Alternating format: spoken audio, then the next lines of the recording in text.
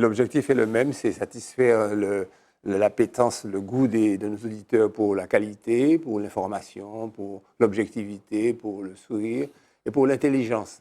Quand je dis intelligence, je pense à Daniel. Ah ben oui, merci. Mais écoute, puisque la semaine, c'est de ça qu'il s'agit, c'est la semaine, comme tout le monde le sait, où c'était le 8 mars, les droits des droits, la lutte. Tu vois, du coup, j'ai perdu. Droits des femmes. Non, c'est pas là. Non, c'est pas international pour les droits des femmes. Les droits des femmes. Les droits des femmes. Et donc, je vais en parler. à cette occasion, donc, il y a eu une salle inaugurée à la préfecture Paulette Nardal, un collège inauguré au Diamant, Jeanne Nardal. Donc, je salue ça. Et puis, au niveau de la culture, il faut saluer l'ouverture de la Pinacothèque à la Fondation Clément, c'est-à-dire le deuxième espace. Ouais. Mais je pense que nous en ferons un sujet particulier dans la rubrique culture, parce que ça vaut le coup. Ouais, malheureusement, hier soir, c'était le vernissage, bien fait, les expositions ouvrent oui, aujourd'hui. Ça ouvre, on a le temps. Un autre intelligent, Emmanuel Larina. Là, je pense que tu forces un peu le trait. Non, ça vient. Sous tes couillons, on va t'aider là. Bonjour Gérard, bonjour tout le monde. Donc, ravi encore une fois d'être avec vous aujourd'hui. Dans cette semaine un petit peu perturbée aussi par quelques mouvements de grève, mais qui finalement ne nous ont pas empêchés d'arriver à ce studio aujourd'hui. Donc, très bien. Félicitations. Et Dimanche, bonjour. Bonjour Gérard. Comment vas-tu? Je vais très bien. Bon, c'est une bonne nouvelle. Moi aussi. Moi aussi. C'est une semaine un peu spéciale parce que c'est le retour, je fais un peu de pub, c'est le retour du salon du voyage. Voilà. Et à 8h ce matin, il y avait 400 personnes devant l'entrée. On était un peu... Au Palais des Congrès. Palais des Congrès de Madiana. Voilà. Donc allez-y, faites 4000 personnes venir. Christian. Eh bien, bonjour, toujours très heureux. Je suis très heureux d'être là, d'autant plus que j'ai eu 1 heure d'embouteillage près de la brasserie de Rennes. Ouais. Je n'ai pas compris. Ouais. Et puis, alors, j'ai bifurqué, je suis passé par Périne, et fou, ça marchait. Donc, c'est à croire qu'ils ont bloqué un endroit seulement en Martinique cette année. C'était pour toi, c'était pour moi. C'est clair. Voilà. Je ne trouve pas ça très intelligent, mais enfin, que voulez-vous, il faut s'y faire. Quoi. Enfin, ça veut dire que tu as une puce sur ta voiture qui te suit. Laissez-moi vous dire qu'à l'occasion du 8 mars, Journée internationale pour les droits des femmes, on ne peut parler des droits des femmes sans évoquer les inégalités encore persistantes entre les hommes et les femmes. Je ne dis pas ça parce que Daniel est là, parce que je sais qu'on est entre nous, entre hommes, mais c'est une égalité, messieurs, il faut l'avouer. En 1791, Olympe de Gouges publiait la Déclaration des droits de la femme et de la citoyenneté. Elle écrivait « La femme naît libre et demeure égale à l'homme en droit ». Cela n'empêchera pas 15 ans plus tard, dans notre fameux code napoléonien, de préciser, de formaliser que la femme doit obéissance à son mari. Je vous laisse apprécier. Cette mécanique... Ça a duré longtemps. Cette mécanique, un pas en avant, 2 pas en arrière, durera, et ma tablette s'est cassée la figure du coup, parce que je vais dire des bêtises, durera très longtemps. Je retrouve l'endroit où j'étais, voilà. Et il existe, cependant, il faut le reconnaître, beaucoup de lois supprimant les écarts de rémunération, incitant à la parité entre les hommes et les femmes. Il y a toute une nomenclature, des outils juridiques, mais la réalité est que le chemin est long vers plus d'égalité. Tant et si bien que Madame, comment s'appelle la Première ministre, Borne, Elisabeth Borne, a annoncé des mesures. Elle a annoncé 100 mesures pour favoriser l'égalité entre les femmes et les hommes. Je vais vous en asséner 3 seulement sur les 100. La première, c'est 2 fois plus de maisons des femmes. Vous savez, quand les femmes sont terrorisées, traquées par leur mari machiste et puis tortionnaire, donc pour elles s'y réfugient. C'était incroyable. Des pôles spécialisés sur les violences conjugales dans la juridiction, au tribunal, ce qu'on appelait le tribunal de grande instance avant, moi j'ai l'ancienne appellation, excusez-moi. La lutte contre la précarité menstruelle. Je ne veux pas que je persiste sur ces choses-là, c'est-à-dire la précarité menstruelle qui est le manque d'accès, par manque de moyens matériels, c'est un sujet sérieux, à des protections hygiéniques en nombre suffisant pour avoir une hygiène décente. C'est-à-dire que bon, pas de commentaire. Parce que, si, ajouter qu'il y a une jeune fille qui est morte parce qu'elle avait gardé un tampon trop longtemps. Infection, elle est morte. Ouais. Donc c'est un sujet vraiment très sérieux. Je te laisse le dire. Moi, je ne me suis pas permis d'aller dans une si profonde intimité des problèmes féminins. Parce que déjà, il y a l'accouchement, il y a la précarité menstruelle, il y a les menstrues tout court. il y a les manipulations narcissiques d'hommes, etc. Ça fait beaucoup. Hein. Être femme, c'est dur, hein. Bravo. Tu n'as pas choisi d'être femme, bravo quand même. Il y a, selon un sondage Harris Interactive, 72% des Français indiquent soutenir les manifs et les grèves. Donc si tu dis que tu es contre les manifs et les grèves, Christian, tu ne seras pas étranger. J'ai dit que j'ai été bloqué. 53% de proches Les Républicains approuvent la mobilisation. 53% des Républicains, rejoints par 37% de macronistes. Tu vois que je te regarde pour dire ça. Pour 63% des Français, l'appel des syndicats à mettre la France à l'arrêt, 63%, est une bonne chose. Donc 42% chez les Républicains et 26% chez Renaissance. Tu as assimilé les chiffres, Emmanuel? Dans le même temps, Macron rend hommage à Gisèle Halimi, tranquille, avec un aéropage d'avocats aux ordres derrière lui, je peux le dire, ce sont mes confrères. Et le ministre de la Justice, garde des Sceaux, lui, pendant ce temps-là, il fait deux bras d'honneur à l'Assemblée nationale, au Parlement, pendant que la foule et que la rue dans les brancards, sans jeu de mots.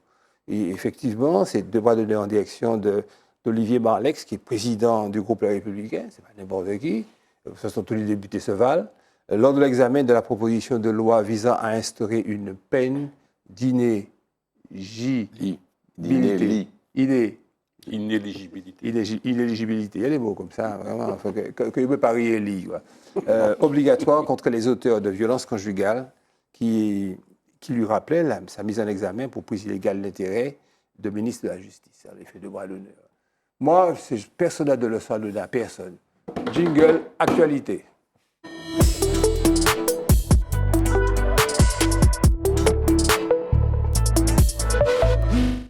Emmanuel va nous parler de la continuité territoriale, qui est, à mon avis, un concept qu'on n'a pas assez causé ici. C'est-à-dire il sous-tend tous nos discours sans être formalisé, sans qu'on en demande une formalisation dans tous les domaines.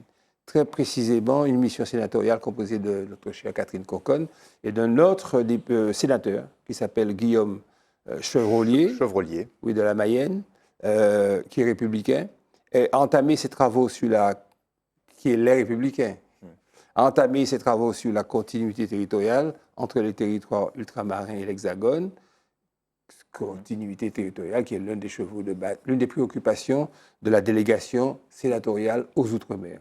Tu corresponds? Oui, mais la République française est une et indivisible, et à ce titre-là, justifie que toutes les composantes de cette communauté républicaine bénéficient des mêmes droits, y compris dans leurs déplacements. Ça, c'est l'esprit général.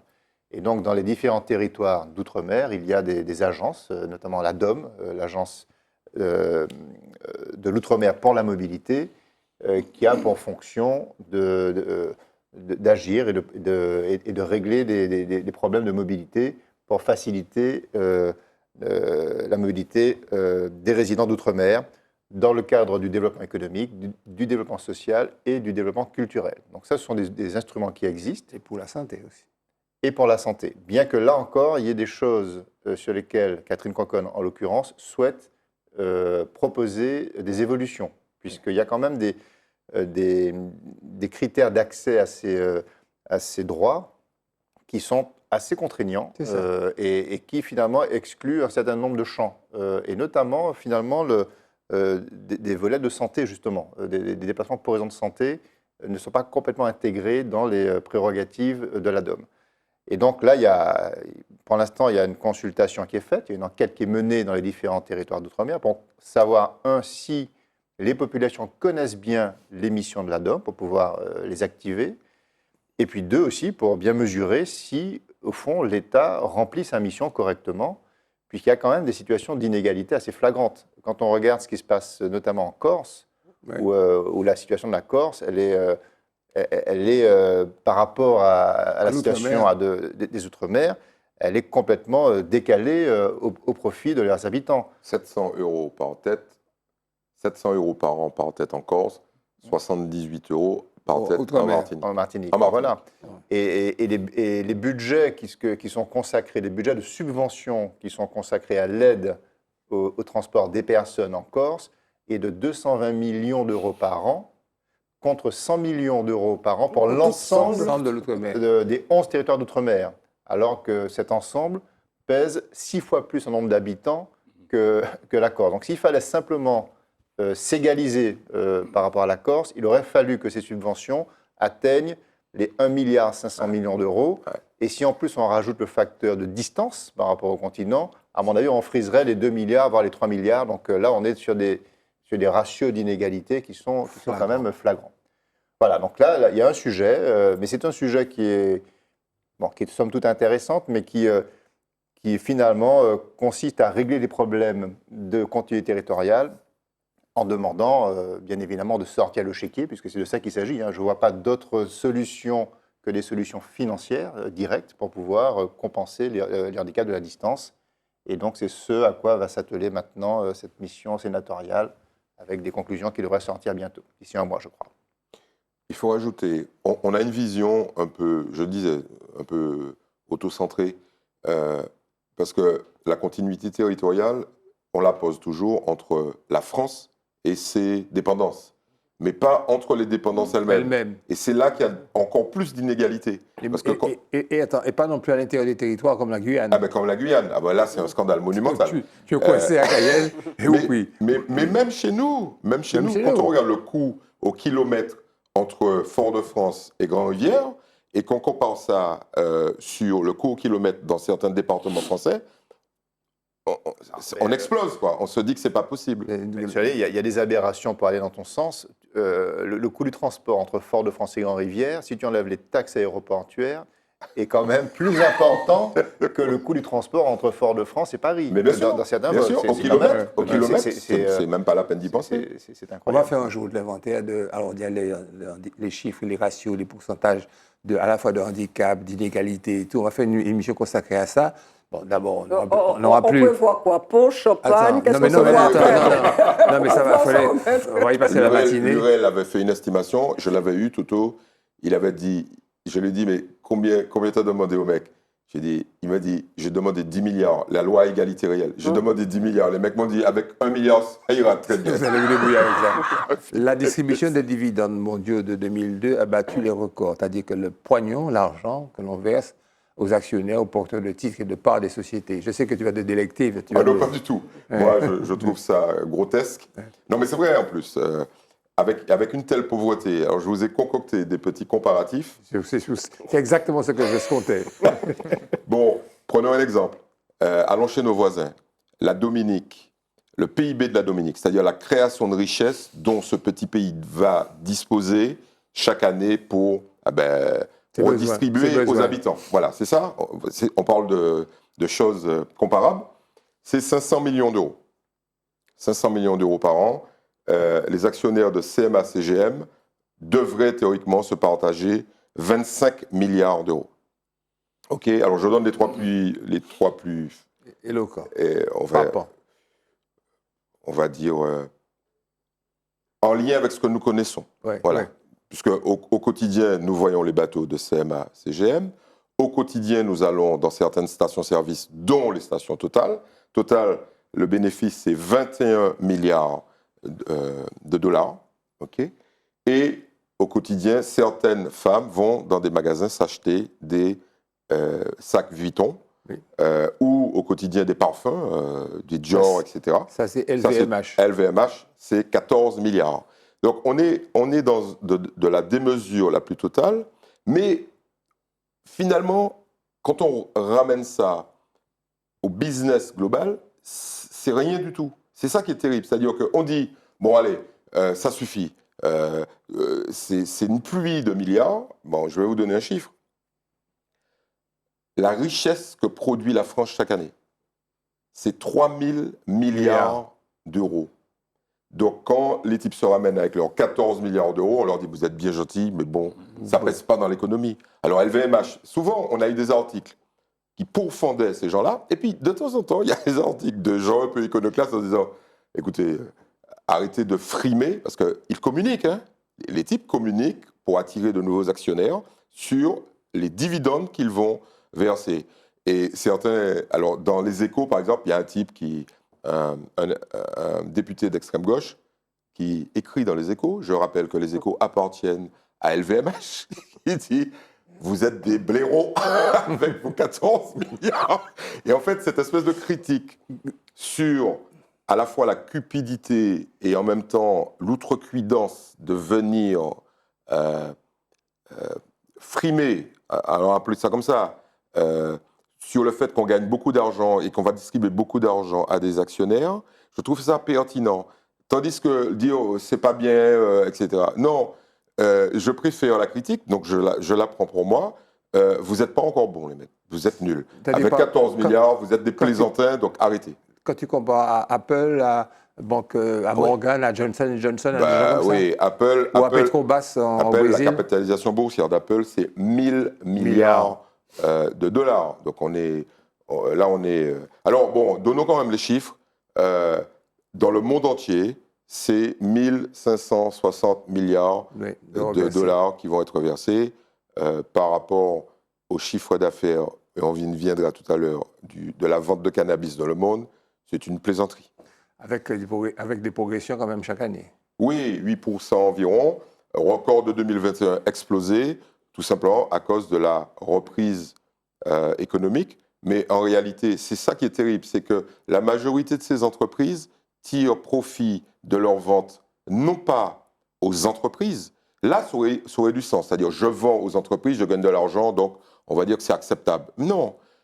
Ces gens-là gagnent de l'argent, comme vous le savez, parce qu'ils prennent le blé dans les poches des particuliers. Oui. Voilà, c'est ça qui est condamnable. C'est-à-dire que tu viens battre ta coulpe et faire ta pub, enfin, ta promotion.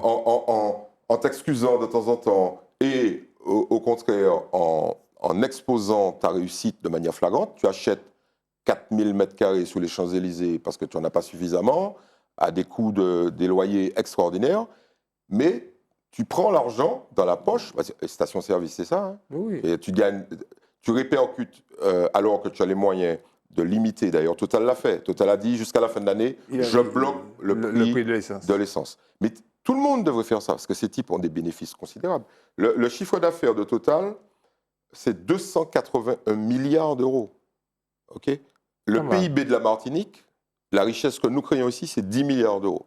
Donc Total fait 28 fois ce que la Martinique produit. Voilà. Tout café qu'a souffert, en bas soleil chaud. Hein. Ouais. Daniel, c'est pas parce que c'est la commémoration du droit des femmes, c'est parce que c'est un sujet juridique. Parce que tu es une bonne juriste. Même si les ONG ont été déboutées face à Total Énergie, on est là-dessus, et son projet de pipeline. À travers l'Ouganda et la Tanzanie, tu avais parlé à la dernière émission, j'avais évoqué la thématique juridique, la clé juridique. Développe. Oui, il y a 15 jours, effectivement, parce que je suis sûr que ceux qui nous écoutent se souviennent, mais je rappelle quand même, nous faisions allusion au fait que des ONG avaient attaqué la BNP sur le fondement d'une loi qui est propre à la France, qui s'appelle la loi sur le devoir de vigilance.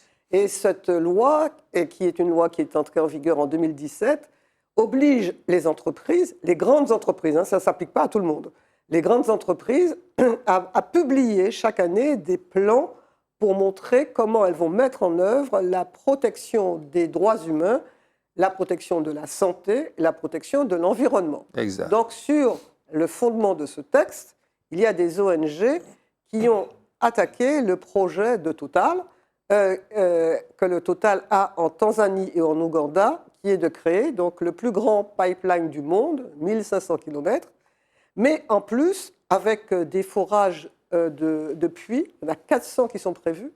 Mais ce qui est grave, c'est que le tiers de ces forages sont situés dans un parc naturel et que ce projet entraînera l'expropriation de milliers d'agriculteurs et entraînera des conséquences sur la biodiversité. Donc, sur ce fondement-là de la protection des droits humains et de la protection du climat, les ONG ont adressé une mise en demeure à Total parce que la loi précise que toute procédure doit être précédée, c'est un préalable d'une mise en demeure.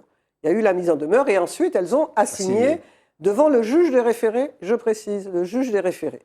Alors, le juge des référés, simplement parce que, bon, la procédure, ce n'est pas quand même notre tasse de café journalière. quand on veut saisir un tribunal, pour qu'on puisse statuer ce qu'on appelle au fond, c'est-à-dire trancher les responsabilités, c'est le tribunal judiciaire dont tu as parlé, mais il y a une autre juridiction qui est le juge des référés, qu'on a qualifié de juge de l'urgence, qu'on a qualifié de juge de l'évidence, c'est-à-dire qu'on peut lui demander de statuer sur des choses qui paraissent manifestes. C'est ce que les ONG ont fait, elles ont saisi le juge des référés. Et le juge des référés a rendu sa décision le 28 février en disant, premièrement, qu'il considère que la procédure des ONG n'était pas correcte parce que la mise en demeure préalable obligatoire et la saisine par la signation du juge des référés, il n'y avait pas de concordance et le juge des référés a considéré qu'il y avait trop de différences et a considéré que ce n'était pas recevable.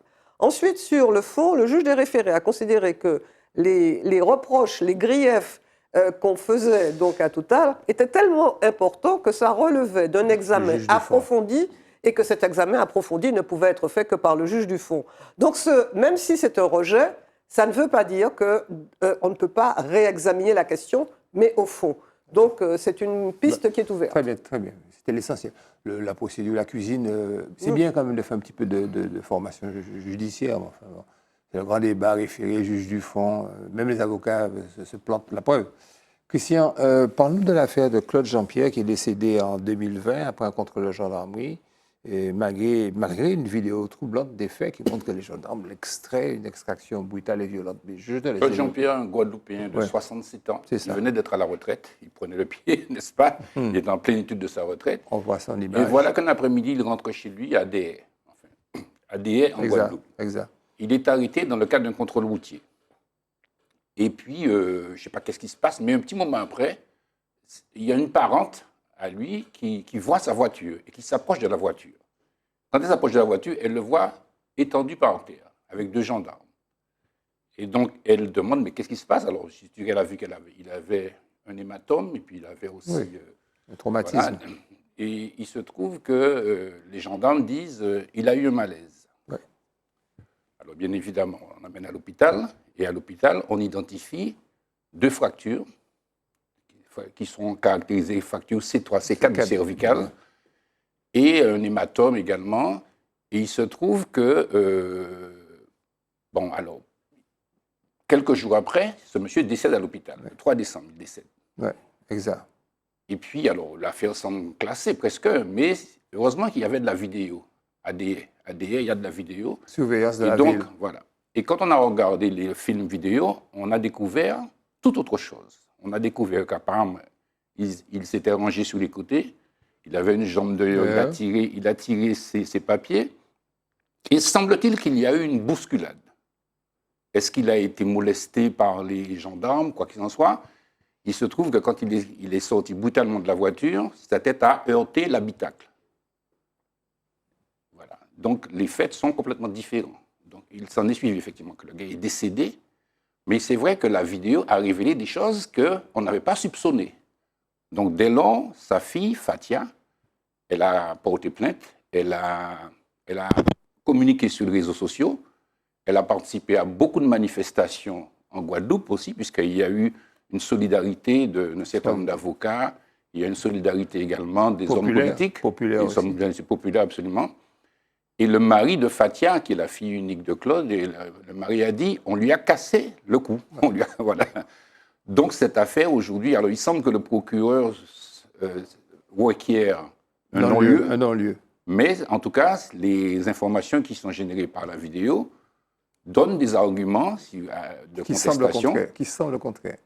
C'est ça. Alors, bien évidemment, est-ce qu'il y aura un procès, en fait? Je crois que l'orientation, c'est de faire un procès et de faire en sorte qu'il y ait un juge d'instruction qui travaille sur Je prends la relève. Parce que le procureur, entre-temps, je te revoyais tardivement, peut-être ce matin ou dans la nuit, des éléments complémentaires récents, mais c'est pas grave, je vais les traiter. Le procureur a publié un communiqué pour expliquer son réquisitoire tendant au prononcé de non-lieu.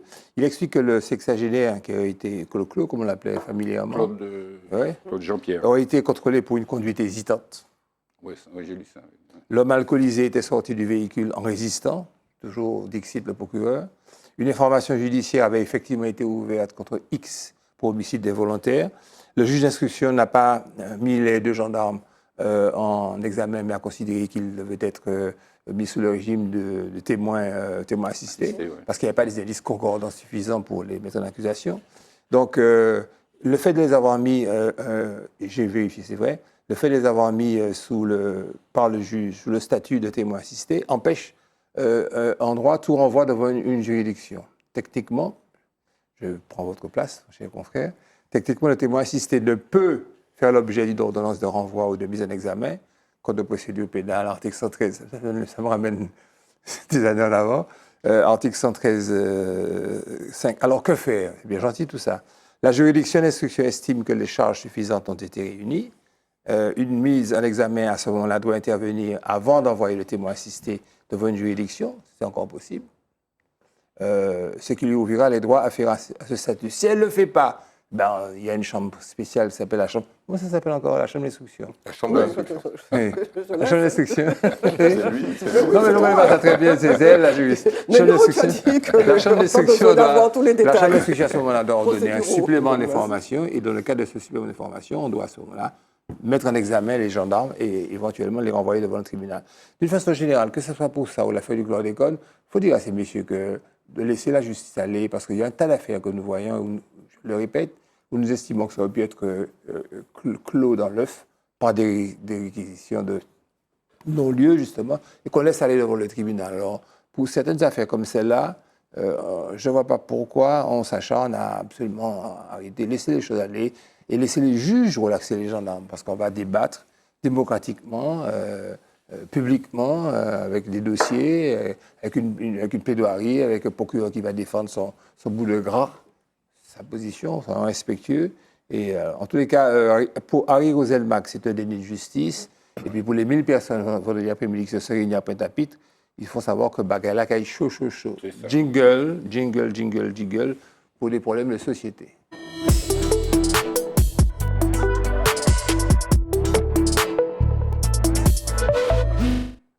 Un sujet qui moi m'intéresse beaucoup. Qui travaille le plus entre les salariés privés et les fonctionnaires? Emmanuel, ne sois pas le parti pris parce que tu je vais tenter de répondre à ta question, mais je vais quand même oser te dire que c'est une mauvaise question, je pense que c'est le type même de question qui instaure des clivages absolument inutiles dans notre société. Mais bon, il faut quand même le traiter. Parce que les clivages existent. Et je vais te dire pourquoi. Qui t'a choisi pour traiter de ça. Bon, d'abord, ce qu'il faut comprendre, c'est que la fonction publique, les chiffres qui existent ne tiennent pas compte de la fonction publique reliée à l'éducation nationale. Déjà. On parle de la fonction publique territoriale, la fonction publique hospitalière et la fonction publique d'État. Et dans ces fonctions publiques-là, vous avez des centaines, des milliers de métiers très différents et de situations très, très différentes. Donc c'est compliqué de généraliser. Ça, c'est le premier point. Et le ratio entre les salariés du privé et de la fonction publique, enfin de ces fonctions publiques-là, on est dans un ratio de 20 à 80%. 80% de salariés du privé contre 20% des salariés du secteur public. Et là encore, vous avez des milliers et des millions de situations individuelles dans lesquelles vous aurez, à mon avis, de part et d'autre, autant de tirs au flanc que de gens surinvestis, autant d'hyperactifs que de fainéants. Donc c'est très compliqué de tirer des ratios généraux. Néanmoins, des études ont été faites. Ce qu'il en ressort de manière très globale... Attends, c'est une étude qui a été faite. C'est par rapport à l'étude qui a été faite par un haut fonctionnaire et puis des équipes qui établit des différences structurelles et qui prend des points. Il prend par exemple la durée du travail et puis il développe. Vas-y. Oui, mais bon, encore une fois, on fait comparer des situations individuelles en les globalisant et moi, ça me gêne un petit peu. Bon, mais pour autant, il faut aller au bout de l'exercice. Donc, en effet, si on va dans le sens de la globalisation, on peut dire que les salariés du privé travaillent un peu plus que les salariés du secteur public, mais pas tant que ça. Donc il faut déjà relativiser. Le nombre d'heures annuelles réalisées par un salarié moyen du secteur privé est à peu près 1607 heures, c'est-à-dire 50 heures de plus en moyenne que dans le secteur public. Donc il y a quand même un volume de travail, enfin quand j'y travaille, de temps accordé à sa mission qui est supérieur, parce que ça ne veut pas forcément dire que ces 50 heures-là sont consacrées à du travail effectif. Il faut toujours pondérer les choses, en vérité. Et puis, quand on ramène au temps de travail dans l'année, dans une vie complète, et avec notamment l'âge de départ à la retraite effective, l'âge de départ effectif à la retraite se fait plus tardivement chez les acteurs du privé que chez les acteurs du secteur public. Mais ces chiffres-là, quand on regarde comment ils évoluent depuis 10, 15, 20 ans, l'écart se resserre. Et aujourd'hui, objectivement, on n'est pas très loin du touche-touche. Donc tout ça, je pense que ça deviendra très vite un faux débat. Peut-être que le point de clivage, peut-être que le point de différenciation fort, à mon sens, c'est la notion de précarité. Là, il y a une vraie différence entre les acteurs du privé et les acteurs du public. Ça peut se comprendre, parce que quand on est dans une entreprise privée, on est soumis à des aléas économiques, des aléas de marché, des aléas d'instabilité des business, ce qui fait que le salarié du secteur privé, il a en plus de la charge de sa mission un stress singulier lié au fait que rien n'est garanti dans la pérennité de son emploi, contrairement en moyenne à ce qu'on le retrouve plutôt dans le secteur privé. Donc c'est peut-être là qu'il y a un point de différenciation. Voilà, donc la réponse, elle est un peu normande. Elle doit être nuancée, parce qu'encore une fois, il y a tellement de singularités dans tous ces métiers que c'est compliqué d'assigner de manière brutale cela travaille plus que cela. Ça reviendrait à créer des clivages qui, à mon sens, ne sont pas nécessaires et ne sont pas productifs.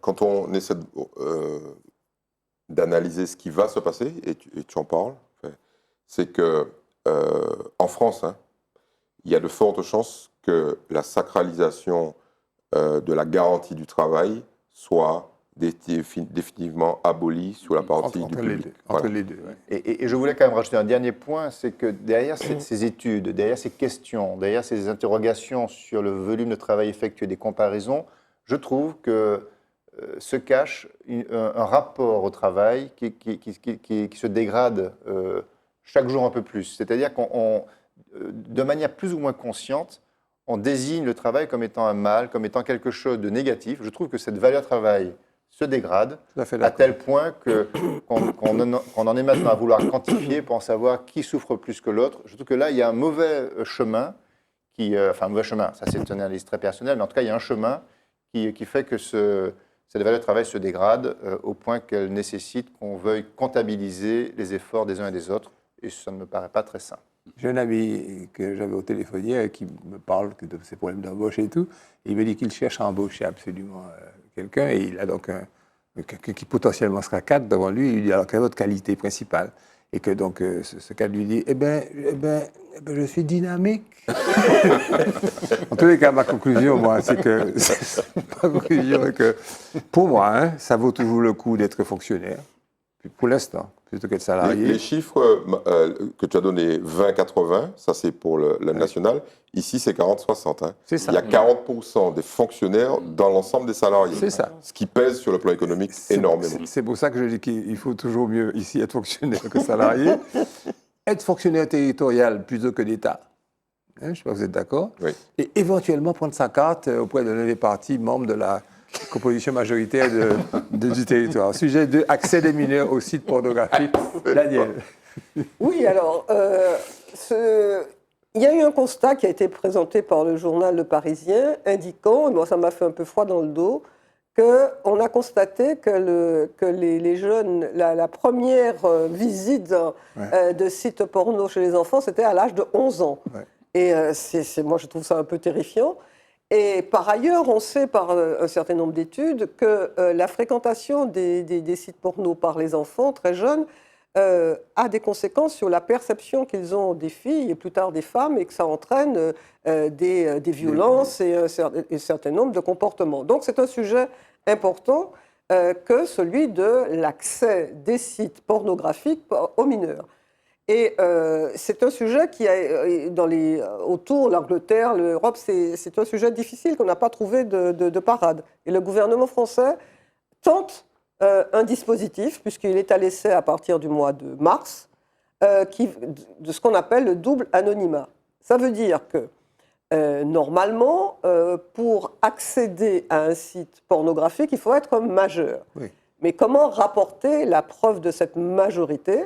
Et donc, c'est là où, premier élément, on a considéré qu'il faut qu'il y ait un site tiers qui délivre cette attestation. Alors, ce site tiers pourrait être un fournisseur d'accès à Internet, une banque ou bien une plateforme qui délivre une identité numérique. Cette plateforme ne sait pas, quand elle va délivrer, parce qu'elle a les éléments qui lui permettent d'affirmer que la personne est majeure, mais elle ne sait pas, quand elle va délivrer l'attestation, à quoi ça va servir. Ensuite, donc, l'internaute qui a cette attestation et qui veut aller sur un site pornographique, ce site, normalement, s'il est en France, je dis bien parce que c'est valable pour la France, ce site va lui demander la preuve de sa majorité. Et donc, il va fournir cette attestation et le site consulté ne sait pas quelle est l'identité de la personne qui le consulte. C'est ça le double anonymat. Celui qui délivre ne sait pas pourquoi, celui qui est consulté ne sait pas quelle est l'identité. Alors tout ça paraît très beau et très vertueux. Moi qui ne connais pas beaucoup de choses au numérique, il y a quand même un certain nombre de questions qui se posent. D'abord, quels seront les tiers qui vont être autorisés à délivrer cette attestation? Le dispositif gouvernemental ne le précise pas. Il n'y a pas la liste de ces sites tiers. Deuxièmement, il semblerait qu'il y a des milliers, des dizaines de milliers, pour ne pas dire des centaines de milliers de sites pornographiques qui s'affranchissent allègrement de l'obligation de demander la preuve de la majorité. Donc, quid de l'adhésion des plateformes, des sites, les principaux sites porno? Ensuite, pour terminer, une question.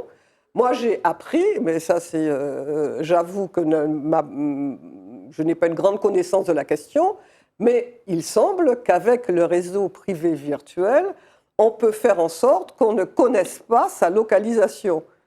Donc, Emmanuel va certainement nous parler peut-être plus du RPVN, mais comme c'est applicable en France, si vous utilisez ce dispositif qui vous permet de ne pas savoir où vous êtes localisé, le site ne va pas vous demander de justifier de votre attestation. Donc apparemment, il sera très facile de détourner ce dispositif qui, tout vertueux qu'il soit, paraît d'ores et déjà peu efficace. C'est la technique des petits pas. Le complément, si tu veux, des dispositifs à mettre en place sera fait par des instances dont je retiens l'acronyme de l'une de ces institutions qui est l'ARCOM et l'autre. La CNIL. La deuxième, c'est la CNIL. Donc ça va être fait. Mais ce qui est intéressant, c'est ce processus quand même de prendre en considération la minorité numérique et les dégâts que ça peut causer, comme tu as si bien dit au début de ton... La solution, c'est d'interdire les sites porno gratuits. C'est tout. Ouais. Vous êtes gratuit, monsieur, vous pouvez pas, on ne peut pas vous diffuser.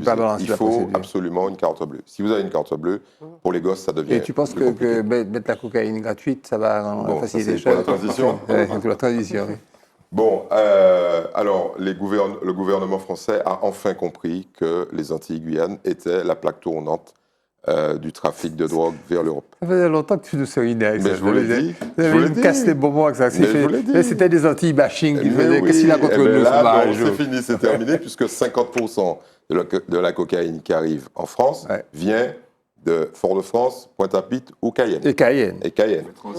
Alors, Cayenne, c'est les mules. Cayenne, c'est les mules. En fait, transit. Oui, c'est pas produit, c'est pas produit. Non, transit. Il faut le dire quand même. Oui. Attendez, je vous réserve une petite surprise quand même.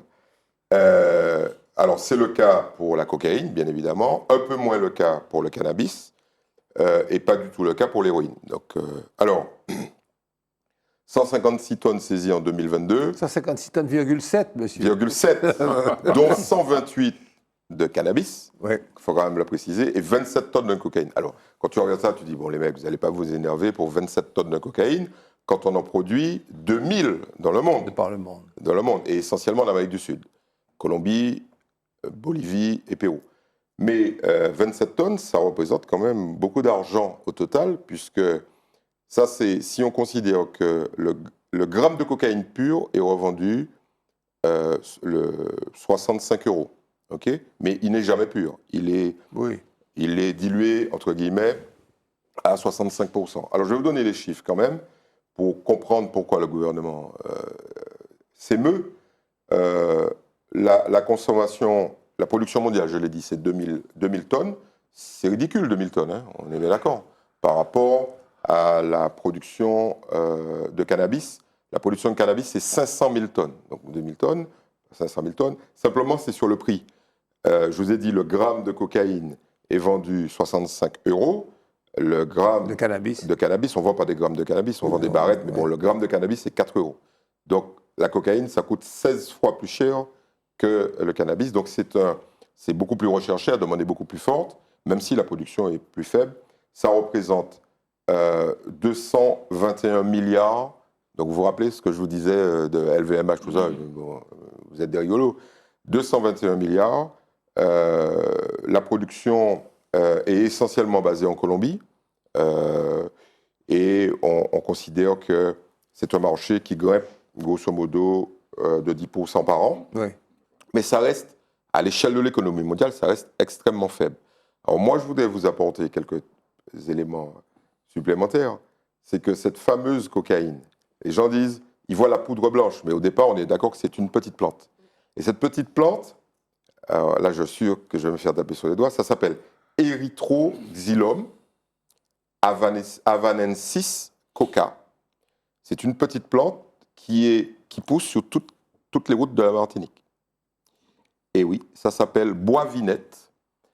Vous allez faire vos recherches, vous tapez bois-vinette, et c'est une plante qui est très commune. Arrêtez les bords de rire. C'est une plante qui est très commune aux Antilles, dans la Caraïbe, en Amérique du Sud, et il y a 5 familles. Alors la famille qui est produite en Colombie est un peu plus riche en vertus drogue. Ça s'appelle le THC, en fait THC et autres. Ouais, THC, c'est pour la cannabis. Oui, mais c'est la même molécule. C'est la même famille. Bon, j'ai dit THC pour que les gens comprennent vite.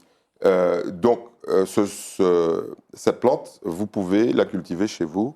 Je ne pousse personne à cultiver cette plante parce que l'effet est produit quand vous mâchez les feuilles. Voilà. Et on a tous vu ces films de paysans péruviens mâchant de la coca, etc.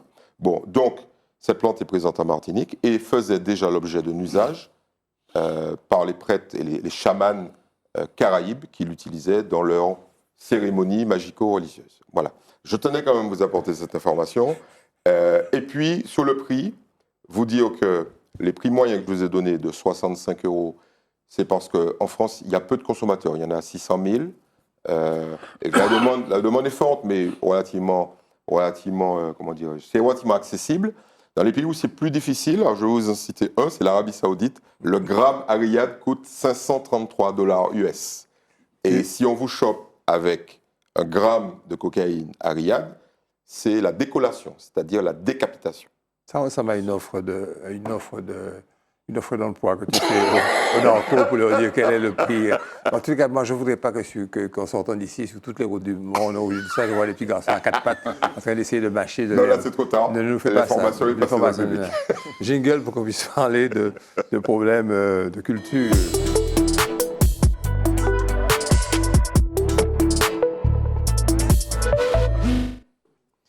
Oui, rapidement. Oui.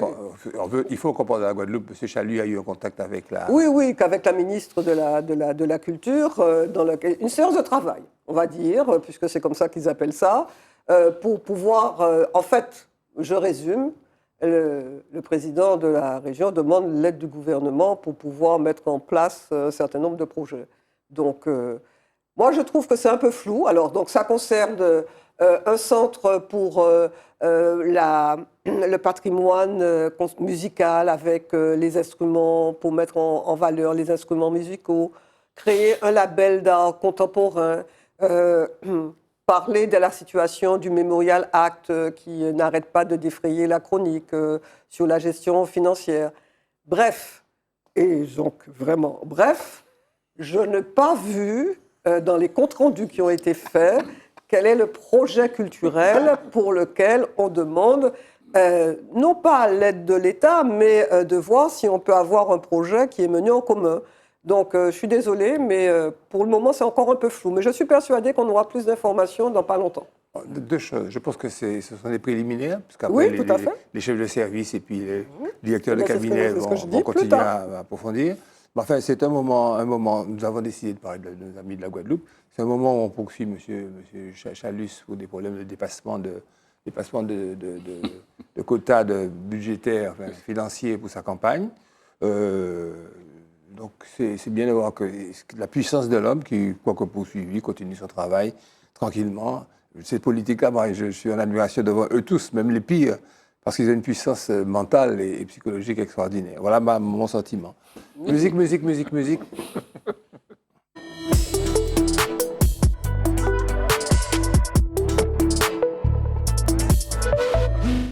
Christian, Max Rancé d'abord, si tu veux. Max Rancé, oui, si tu veux, bien sûr. Oui, alors Max Rancé, c'est un homme extraordinaire. C'est un homme qui avait une voix exceptionnelle. Ah ouais. C'est un homme qui a chanté la Martinique. C'est un homme populaire. C'est un homme sympathique. Ouais. Et Max, il est originaire de Saint-Pierre. Il est né en 1942. Il nous a quittés en 2003. Alors, il a enregistré pas mal d'albums dont on va parler tout à l'heure, mais je voudrais quand même rappeler qu'il a enregistré avec Ura Kopet, dont on a parlé il y a quelque temps. Ura Kopet, c'est un homme extraordinaire aussi qu'il faut connaître. Il a enregistré un premier album qui s'appelait Sous le ciel des Antilles.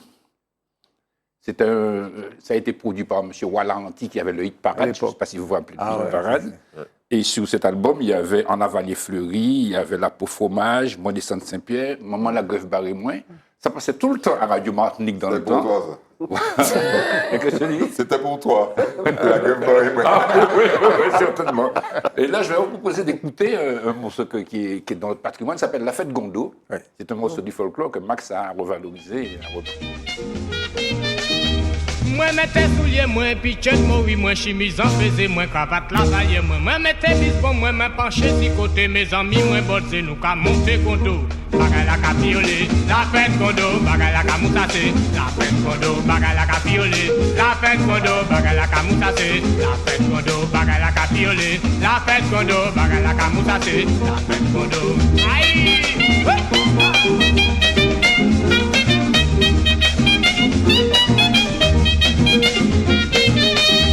Moi passe Castijane, moi dis livre Paris, mettez tu robe neuf liti, j'ri pon beau de li. Belle petite trois bout liti, chaîne prise au qualité, pantouf beau de li, nous ka monter gondo. Bagay la ka piolé, la fête gondo, bagay la ka moutassé, la fête gondo, bagay la ka piolé, la fête gondo, bagay la ka. Alors, Max a produit plusieurs albums. Il a produit un premier album qui s'appelait À l'ombre d'un géant. Il a produit un album Mon Béni. Il a produit un album qui s'appelait Atumo. Atumo comme la plante Atumo. La fusion. La fusion. Il a eu de nombreux succès. La route Chanflon, Mon Béni aussi. Dame que j'aime, c'est un morceau qui a été composé par notre ami africain là, qui est, comment il s'appelle, là, qui est revenu, retourné en Côte d'Ivoire, Serge Bidé. Il a aussi chanté Reflet de Mazou, Cœur de nos Malambo. Max, c'était la satire en permanence. Il commentait la vie sociale, il parlait des politiques. Il a fait beaucoup de chansons pour parler de la vie politique de notre pays. Est-ce qu'on peut écouter peut-être un des titres, peut-être Cœur d'un homme, si vous en là?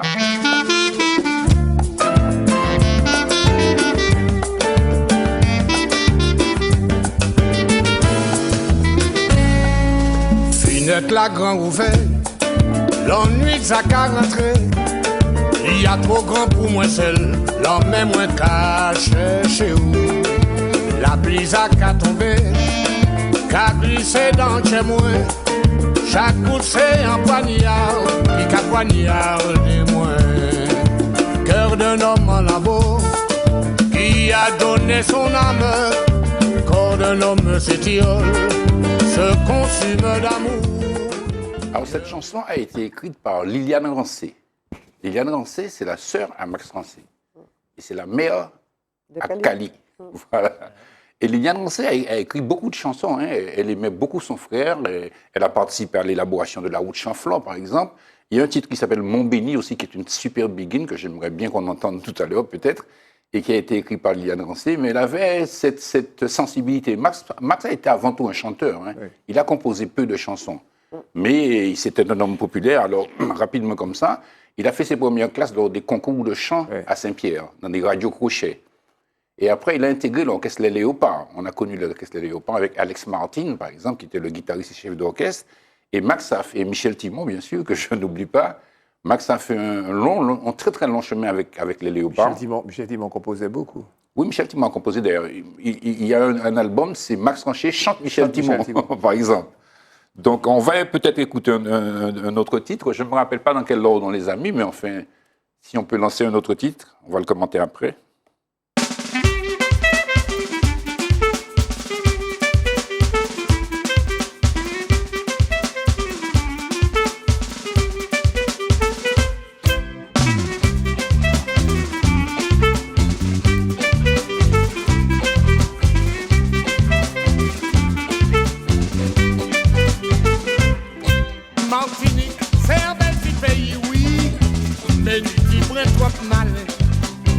Dans le domaine politique, messieurs, c'est là où Cani, plus couillonnet, ni Adam, qui amoureux de la patrie, ni d'autres pour l'indépendance.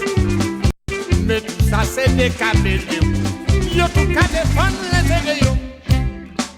Attention aux faux gauchistes, ce sont des poisons violents, yo qu'à mentir et puis la foi, ou yo ces nègres-là, yo qu'à construire belle maison, on les laisse travailler. Donc vous avez écouté, vous avez entendu les propos de Max, c'est très intéressant sur les faux gauchistes, sur les politiques. Oui. Voilà. Je sais qu'on va terminer, je fais un petit clin d'œil à Jean Turnel quand même, qui est décédé. Et voilà, on a beaucoup de peine pour ce musicien magnifique. Mais je crois qu'on va en parler la prochaine fois plus profondément. Et puis à l'occasion, on pourrait parler de la Perfecta. On n'a pas encore traité la Perfecta. Et à l'occasion, ça sera un hommage élargi, Turnel Perfecta. Je vous remercie tous pour votre présence, votre participation positive, votre bonne humeur, votre rayon de soleil que vous avez, non seulement à moi, mais je suis sûr à tous les Martiniquais que je salue la technique, plus particulièrement David qui fait de gros efforts pour nous aider, Mehdi, Flore, Max, Giovanni, dis-moi qui j'oublie encore, Marthe qui nous a abandonnés, mais qui est la maquilleuse, je le dis. Et Mehdi. Et puis Mehdi lui-même, ce cher Mehdi. À la semaine prochaine. Au revoir.